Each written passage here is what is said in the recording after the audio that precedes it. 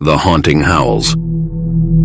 I live in an old creaky house on the outskirts of a small, secluded town. The only company I have is my loyal companion Max, a large and friendly German shepherd. One moonless night, as the wind whispered eerie secrets through the trees, Max's ears perked up and he started growling at the window. I peered outside, seeing nothing but darkness. The only sound was the distant haunting howls of dogs.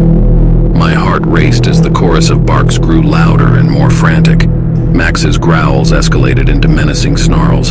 His hackles raised. An unsettling feeling washed over me, and a chill ran down my spine. It was as if the very air around us had thickened with an ominous presence. I tried to calm Max down, but he was in a frenzy, pawing at the window, eyes fixed on something I couldn't see. My unease deepened when the barking suddenly ceased, replaced by an eerie silence that seemed to stretch on forever. Just as I was about to dismiss it as a passing disturbance, a sharp guttural growl echoed from right outside the window. Fear gripped me and I stumbled back, my heart pounding in my chest. The air grew colder, and a feeling of dread settled in the pit of my stomach.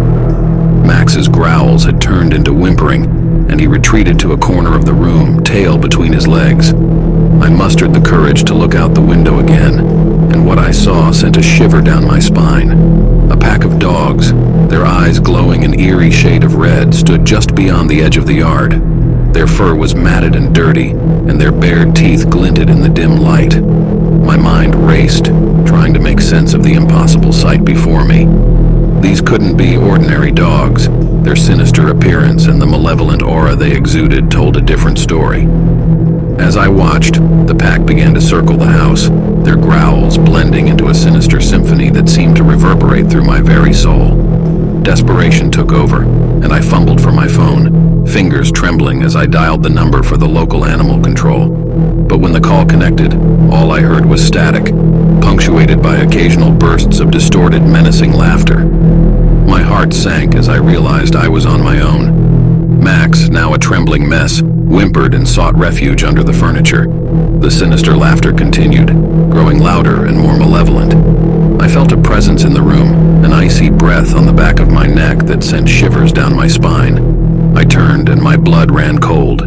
Standing before me was a spectral figure, its form shifting and flickering like a candle flame. Its eyes were hollow voids, and its mouth twisted into a grotesque grin. The haunting howls outside seemed to emanate from this spectral being, its very essence resonating with a chilling malevolence.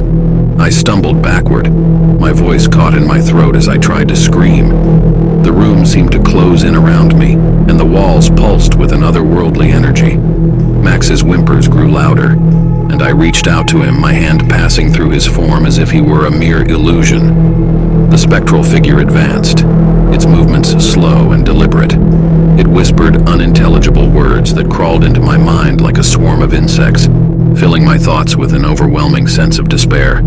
I felt as though I were being consumed by darkness, my consciousness slipping into an abyss of fear. And then, with a sudden jolt, everything stopped. The room was still, the haunting howls silenced, and the spectral figure dissipated into nothingness. Max's whimpers faded, and a sense of calm washed over me.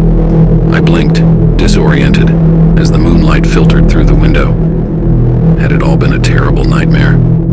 I looked around, half expecting to see the spectral figure or the menacing pack of dogs. But there was nothing, just the quiet, peaceful room and my loyal Max by my side. I realized then that fear had taken hold of me, twisting reality into a nightmare of my own making. The dogs barking, the spectral figure, and the malevolent laughter had all been a manifestation of my deepest anxieties. With a shaky breath, I hugged Max close, grateful for his reassuring presence.